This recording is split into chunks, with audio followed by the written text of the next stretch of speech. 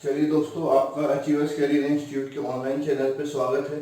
ठीक है, last lecture में हमने क्या पढ़ा था, आपका टर्म यूज की थी या डेफिनेशन पढ़ी थी किसकी, जो आपकी क्रिस्टल सिस्टम की ज्योमेट्री को डिफाइन करती है। जैसे आपका इंटरसेप्ट यानी एक्सियल लेंथ या एज लेंथ पढ़ा था, इंटरफेशियल एंगल या एक्सियल एंगल पढ़ा था, क्रिस्टलोग्राफिक एक्सिस पढ़ी थी और बहुत सारी चीजें अपन ने डिस्कस की थी। तो उनके बेसिस पे अपन बात कर रहे हैं कि क्रिस्टल सिस्टम कितने टाइप के है। तो लास्ट लेक्चर में भी मैंने बताया था क्रिस्टल सिस्टम कितने टाइप के होते हैं। सिस्टम की बात कर रहा हूँ, 7 टाइप के क्रिस्टल सिस्टम होते हैं। तो आज उनको हम डिटेल में पढ़ेंगे। तो आप सबसे पहला काम कीजिए, जो बोर्ड पे लिखा हुआ है इसका स्क्रीनशॉट ले लीजिए, क्योंकि ये टेबल मोस्ट आईएमपी टेबल है, क्योंकि इससे आपका क्या होता है, ऑब्जेक्टिव टाइप के क्वेश्चन पूछे जाते हैं। मैं आपको अभी समझा देता हूं कि आपके क्रिस्टल सिस्टम कितने टाइप के होते हैं। 7 टाइप के क्रिस्टल सिस्टम होते हैं। कौन कौन से? Cubic, tetragonal, orthorhombic.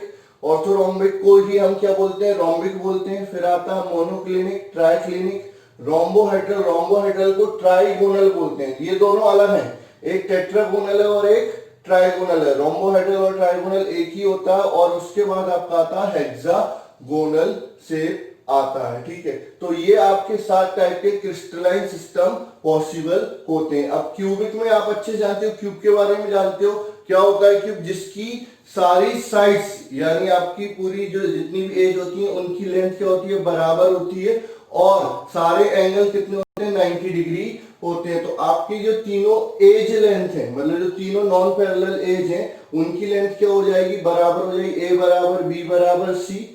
और जितने एंगल है, अल्फा बराबर बीटा बराबर गामा बराबर कितनी हो जाएंगी, 90 डिग्री हो जाएंगी। अब मैंने आपको टाइप ऑफ यूनिट सेल बताई थी, तो 2 टाइप की बताई थी। एक आपकी सिंपल या प्रिमिटिव यूनिट सेल, दूसरी आपकी बताई थी सेंटर्ड और non primitive unit cell.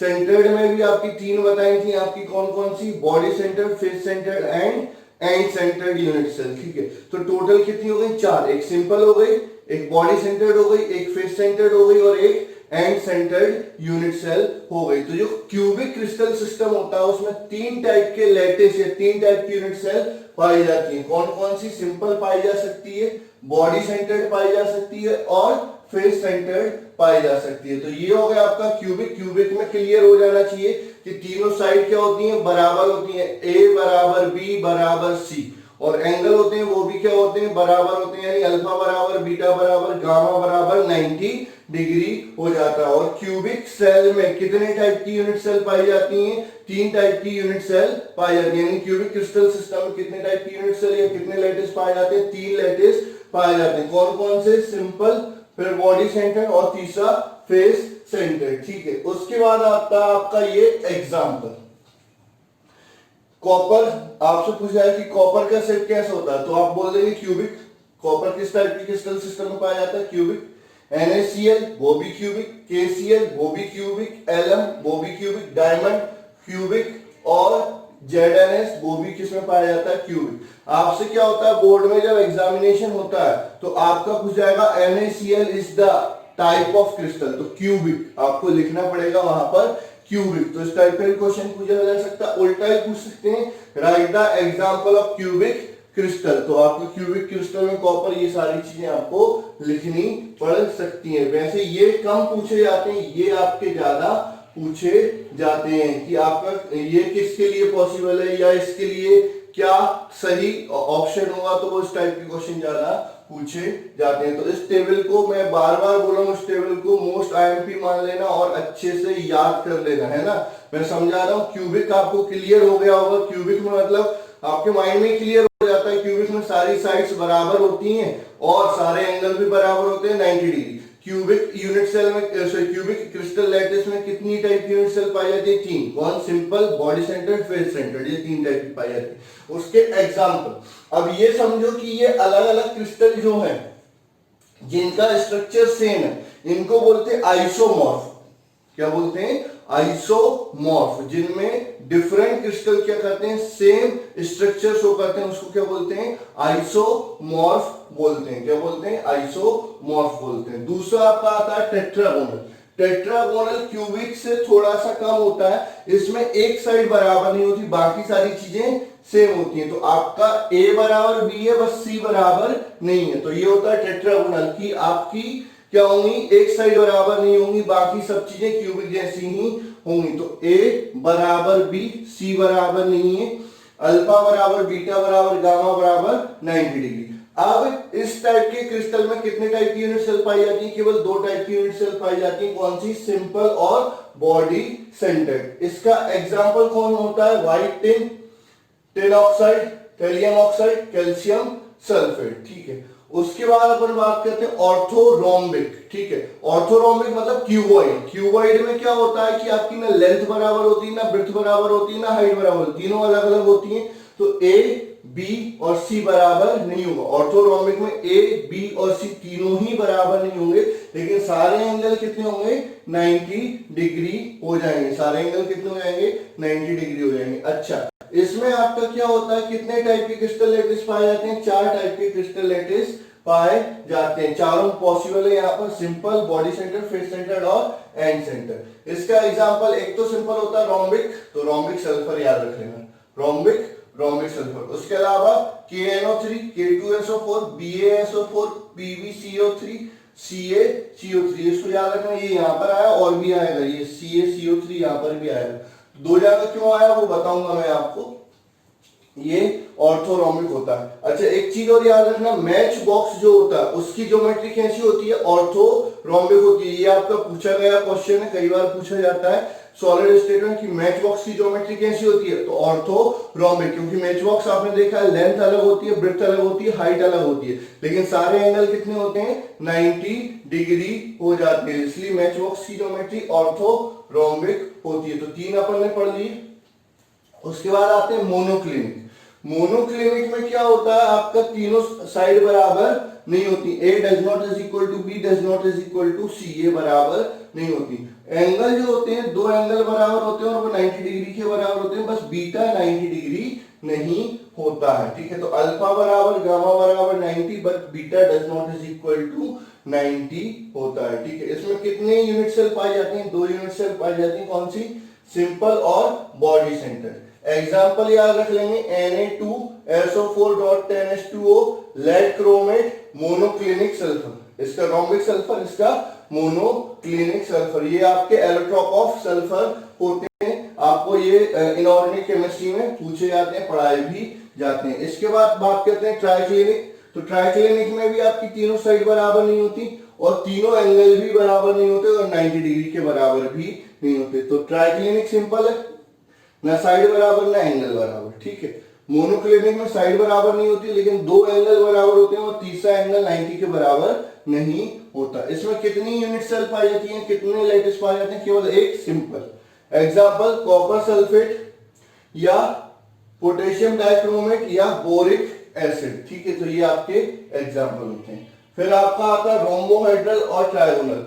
Rhombo, देखो एक आपने पढ़ा है स्क्वायर, एक पढ़ा है रोम्बस। स्क्वायर और रोम्बस में क्या डिफरेंस होता है, स्क्वायर में भी चारों साइड बराबर होती है, रोम्बस में भी चारों साइड बराबर होती है। बस अंतर इतना होता है, डिफरेंस इतना होता है कि एंगल 90 डिग्री नहीं होता रोम्बस में। तो रोम्बोहेड्रल जो होता है वो रोम्बस जैसा ही होता है। तो क्यूब में क्या होती है, सारी साइड बराबर होती है, इसमें भी सारी साइड बराबर होती है।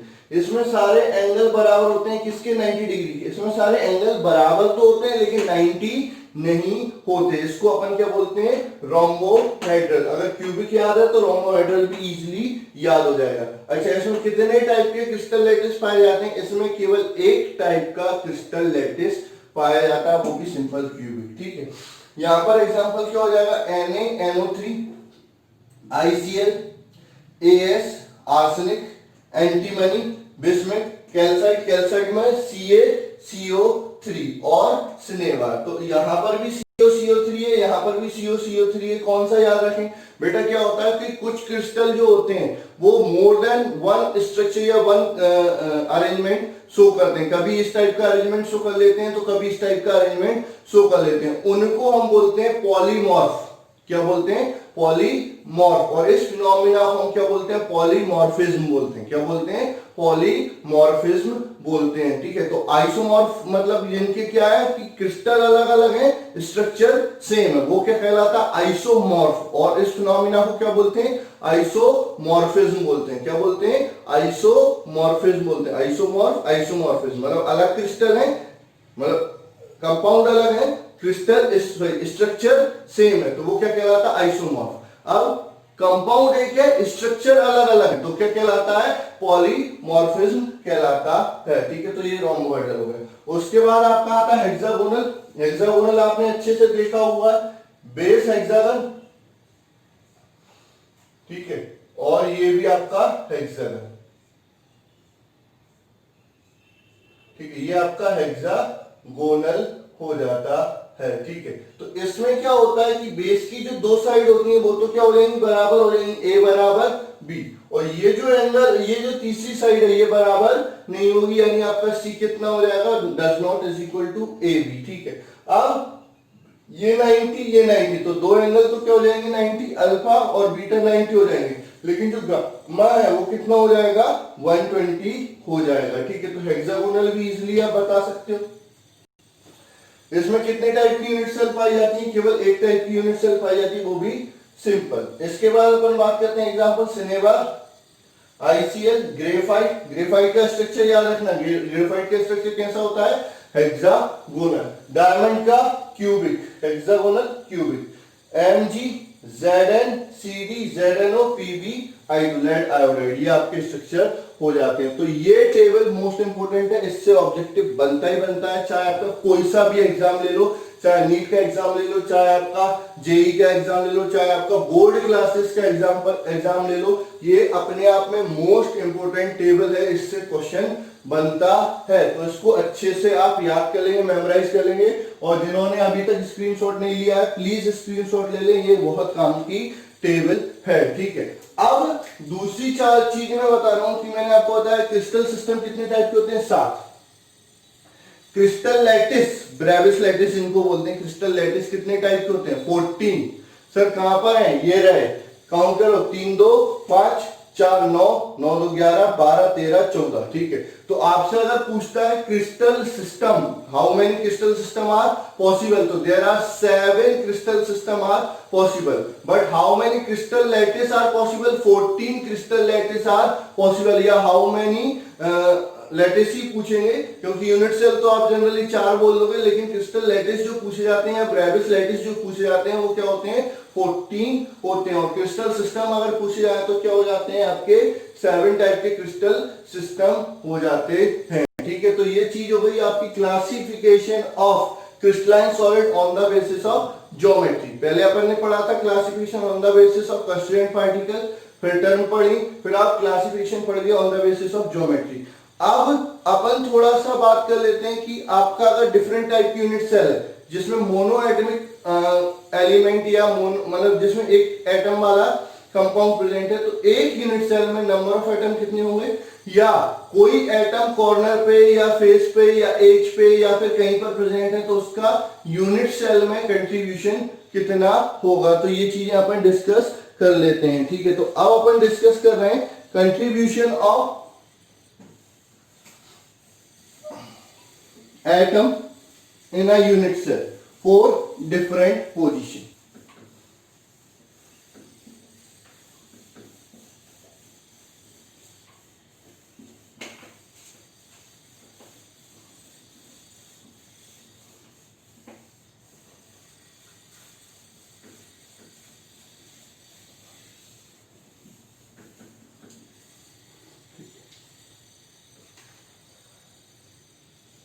Contribution of atom in a unit cell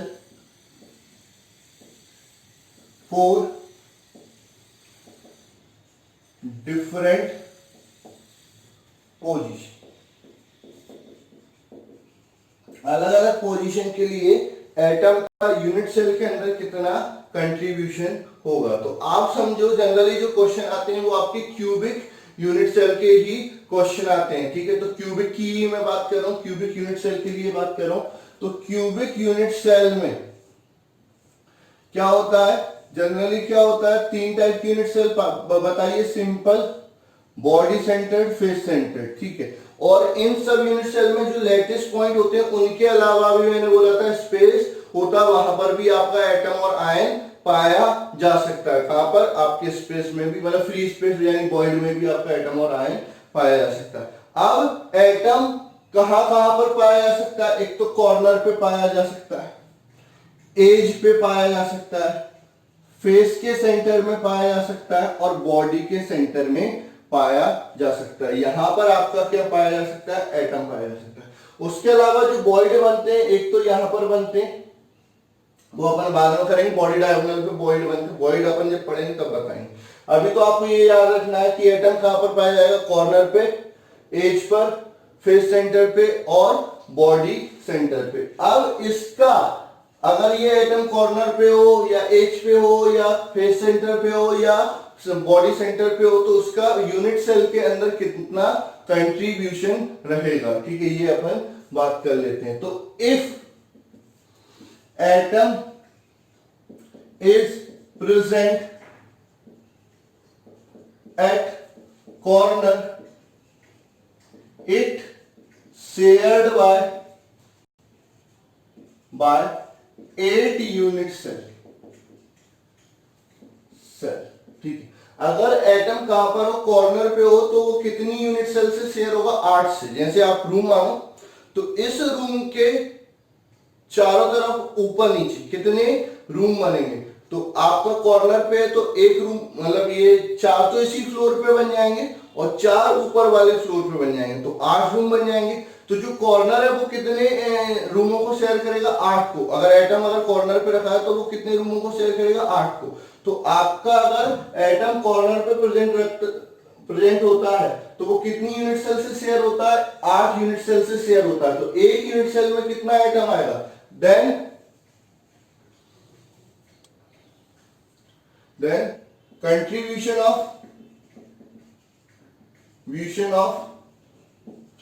atom in a 1 unit cell बराबर 1/8। तो एक यूनिट सेल के अंदर उसका कितना पोर्शन आएगा? बस 1/8 ही आएगा, ठीक है। उसके बाद if atom is present at age, it is shared by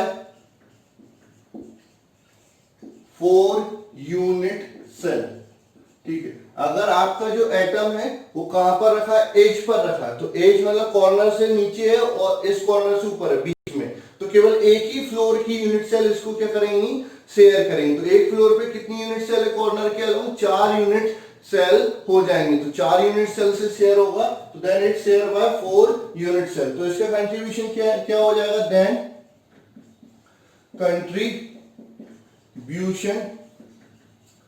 of atom in 1 unit cell is 1/4। तो इसका एक यूनिट सेल के अंदर कितना कंट्रीब्यूशन हो जाएगा? 1/4 कंट्रीब्यूशन हो जाएगा, ठीक है। अब आप बात करते हैं इफ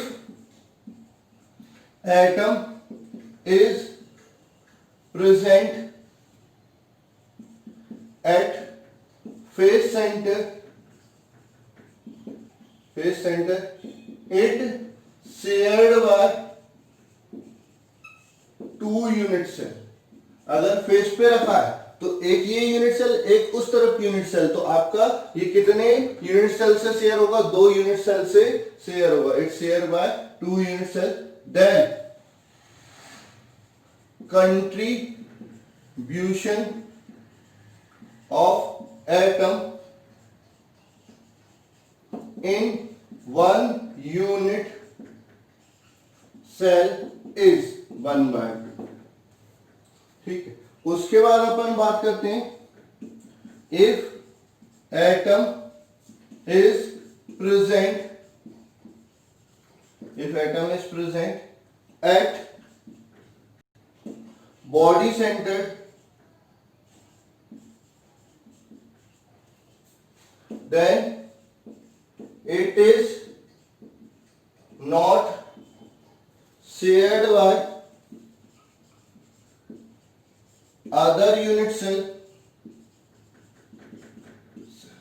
ठीक है। अगर कोई एटम कहां पर होगा, बॉडी के सेंटर पे प्रेजेंट होगा, तो वो किसी दूसरी यूनिट सेल से शेयर नहीं होगा। तो जब दूसरी यूनिट सेल से शेयर नहीं हो रहा है तो उसका कंट्रीब्यूशन यूनिट सेल के अंदर क्या हो जाएगा, 1 हो जाएगा। Then contribution of atom in one unit cell is, ठीक है। तो आपका ये अपन ने पढ़ लिया क्या, contribution of unit cell, sorry contribution of atom in different unit cell, या in unit cell for different position, मतलब अलग अलग पोजीशन के लिए कोई एटम का यूनिट सेल के अंदर कितना कंट्रीब्यूशन होता है, ठीक है। अब अपन बात करते हैं number of atom. Number of atom, अगर मोनो एटमिक एटम आपका प्रेजेंट है तो number of atom in different type of unit cell, एक यूनिट सेल में कितने एटम होंगे वो अपन डिस्कस कर लेते हैं, ठीक है। तो अब अपन बात कर रहे हैं number of atom in different type of unit cell.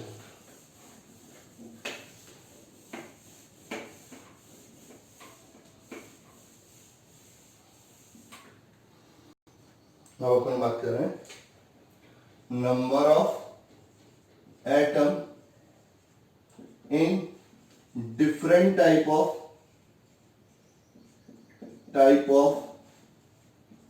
Cubic unit cell, क्योंकि आपके सिलेबस में यही है क्यूबिक यूनिट सेल, ठीक है। Number of atom in different type of cubic unit cell. तो सबसे पहले अपन बात करते हैं सिंपल क्यूबिक यूनिट सेल। किसकी बात कर रहे हैं, सिंपल क्यूबिक यूनिट सेल की। तो यहां पर क्या होगा, जो एटम होंगे वो केवल और केवल कॉर्नर पे प्रेजेंट होंगे। तो क्यूब में कितने कॉर्नर होते हैं बेटा, 8 कॉर्नर होते हैं। एक कॉर्नर पे कितना एटम, एक एटम। तो नंबर ऑफ एटम बराबर 8 कॉर्नर। हर कॉर्नर पर यूनिट सेल के अंदर एक एटम का कंट्रीब्यूशन कितना होता है, 1/8। तो कितने एटम हो जाएंगे, 1 एटम हो जाएगा। तो आपका सिंपल क्यूबिक यूनिट सेल के अंदर कितने एटम होते हैं, केवल एक ही एटम होता है। क्यों, 8 एटम है कॉर्नर पे, लेकिन उसका यूनिट सेल के अंदर कितना कंट्रीब्यूशन, बाकी तो सब बाहर है, केवल 1/8 कंट्रीब्यूशन है। यानी total number of atom in unit cell क्या हो जाएगा, 1 हो जाएगा, ठीक है। और इसका कोऑर्डिनेशन नंबर मैं आपको पहले ही बता चुका हूं, कोऑर्डिनेशन नंबर हो जाएगा,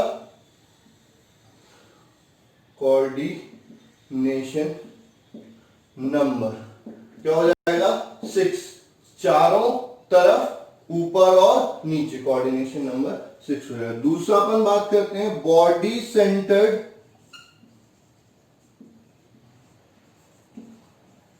यूनिट सेल,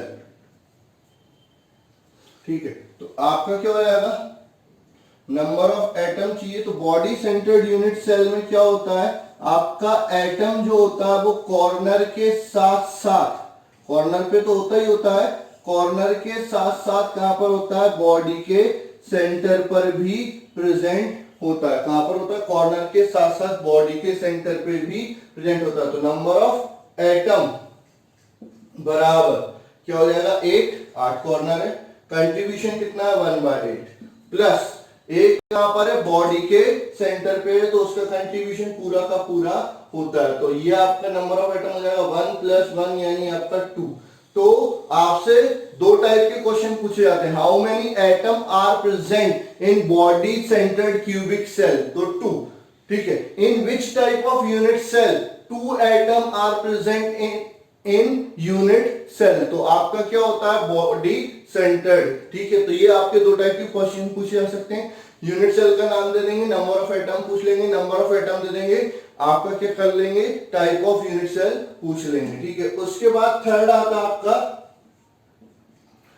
फेस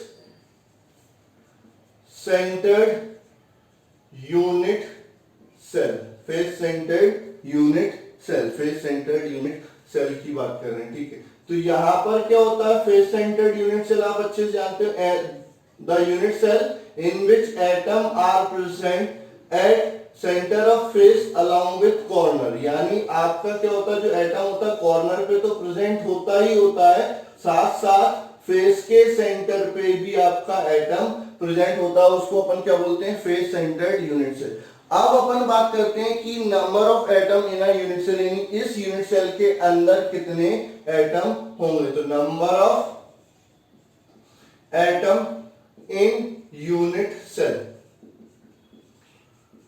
ठीक है। तो क्या हो जाएगा, कॉर्नर कितने 8, कंट्रीब्यूशन कितना है 1/8, ठीक है, प्लस आपका फेस कितने होते हैं, क्यूब के अंदर क्या होते हैं, फेस होते हैं 6, कंट्रीब्यूशन कितना होता है फेस पर 1/2, तो टोटल नंबर ऑफ एटम कितना हो गया 1 + 3, यानी आपका टोटल नंबर ऑफ एटम कितना हो जाता है 4। तो आपको फेस सेंटर्ड यूनिट सेल में कितने एटम होते हैं, face centred cubic unit cell में जो एटम होते हैं, नंबर ऑफ एटम होते हैं वो कितने होते हैं 4 होते हैं, और आपका body centred cubic unit cell में जो नंबर ऑफ एटम होते हैं वो कितने होते हैं 2 होते हैं, और सिंपल क्यूबिक यूनिट सेल में नंबर ऑफ एटम कितने होते हैं 1 होते हैं। और इसका उल्टा भी क्वेश्चन आपसे डायरेक्टली ऑब्जेक्टिव में पूछा जा सकता है, ठीक है।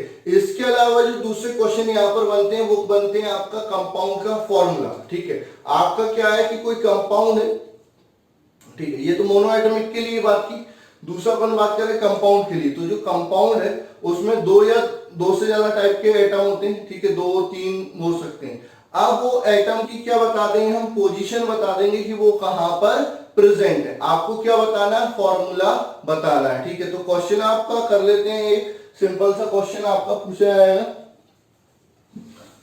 ठीक। अब कंपाउंड क्वेश्चन आपको मैं बता देता हूं किस टाइप का क्वेश्चन पूछा जाता है। तो 2-3 टाइप के क्वेश्चन यहां से पूछे जाते हैं, तो दोनों तीनों टाइप के क्वेश्चन मैं आपको बता देता हूं, ठीक है। एक, a crystal lattice formed by two type of atom, A and B, such that A is at corner of unit cell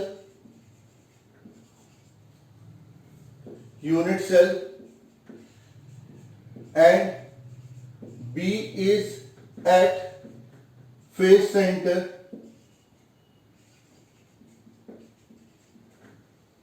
What is the formula of compound? What is the formula of compound? ठीक है, आपका क्या है कि आपको कोई compound या क्रिस्टलाइटिस जो है वो 2 एटम्स मिलकर बना है, एक ए है और एक बी है, ठीक है। ए कहां पर है, कॉर्नर पे, और बी कहां पर है, फेस के सेंटर पे। आपको क्या चाहिए, फॉर्मूला कंपाउंड। तो number of atom of A cubic crystal के लिए बात करें तो कितने कॉर्नर होते हैं 8, कंट्रीब्यूशन 1/8 यानी 1। तो ए के एटम कितने हो गए B.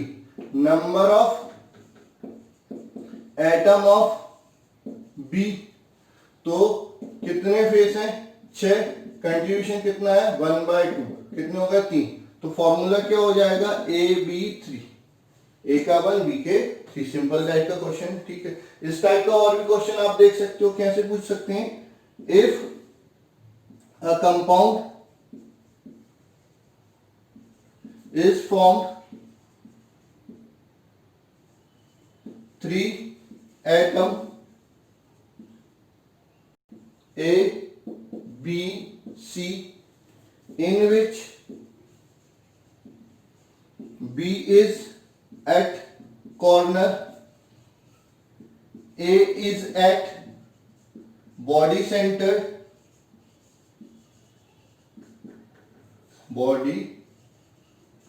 center, and C is at edge of Q. Find the formula of compound, ठीक है। तो number of atom of A बराबर 1 × 1 बॉडी सेंटर पे, number of atom of B तो 8 × 1/8, ये भी 1 ये भी 1, नंबर ऑफ एटम ऑफ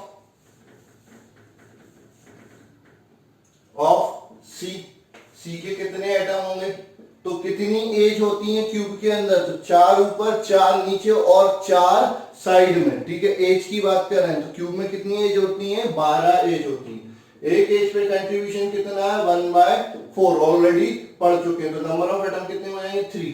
तो ए के कितने 1, बी के कितने 1 और सी के कितने 3। तो आपका फॉर्मूला हो जाएगा ABC3, ये आपका फॉर्मूला हो जाएगा कंपाउंड का, ठीक है। अब आपका दूसरा टाइप का क्वेश्चन पूछा जा सकता है कि जैसे आपको कोई एटम दे दिया, एलिमेंट दे दिया, वो बोल दिया कि इस टाइप के क्रिस्टल लैटिस में पाया जाता है या इस टाइप की यूनिट सेल में पाया जाता है, तो उसमें एक यूनिट सेल में कितनी, ऐसे 1 ग्राम में या कितना भी वेट दे देंगे उतने वेट में कितनी यूनिट सेल होंगी। जैसे एक क्वेश्चन मैं आपको बोल रहा हूं, if gold is crystallised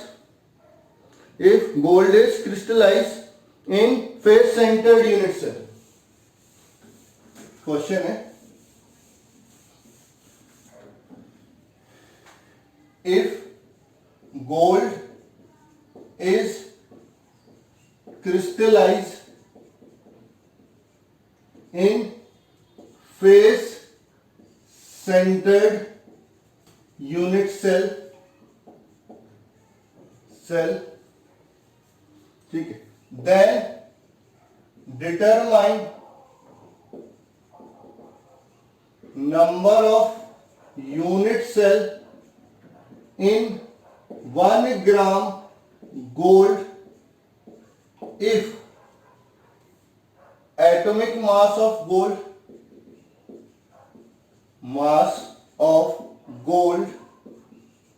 is 197 U, ठीक है। क्या दिया है आपको, गोल्ड का एटॉमिक मास दिया है, ठीक है, 1 ग्राम में नंबर ऑफ यूनिट सेल पूछा है, तो आपको पहले क्या करना पड़ेगा, 1 ग्राम में नंबर ऑफ एटम निकालना पड़ेगा, ठीक है। इसको इस तरह से समझो, मैंने बोला, मैं ये बोलता हूं, एक टोकरी में 4 आम आते हैं, कितने में, एक टोकरी में 4 आम आते हैं, ठीक है। और आपका क्या होगा, 5 किलो आम कितनी टोकरी में आएंगे, 5 किलो आम कितनी टोकरी में आएंगे, ठीक है, ये पूछा है। अब आपको ये पता होना चाहिए 1 किलो आम में कितने आम आते हैं, ठीक है। मैंने बोला 1 किलो आम में 8 आम आते हैं, बोल दिया 1 किलो आम में 8 आम आते हैं, तो 5 किलो आम में कितने 8 आम हो गए, तो 5 × 8 यानी 40 आम हो गए। एक टोकरी में कितने आम आ रहे हैं, 4, तो कितनी टोकरियां होंगी, 10। इस टाइप का ये कैलकुलेशन है और कुछ नहीं है, ठीक है। तो सबसे पहले बात करते हैं नंबर ऑफ एटम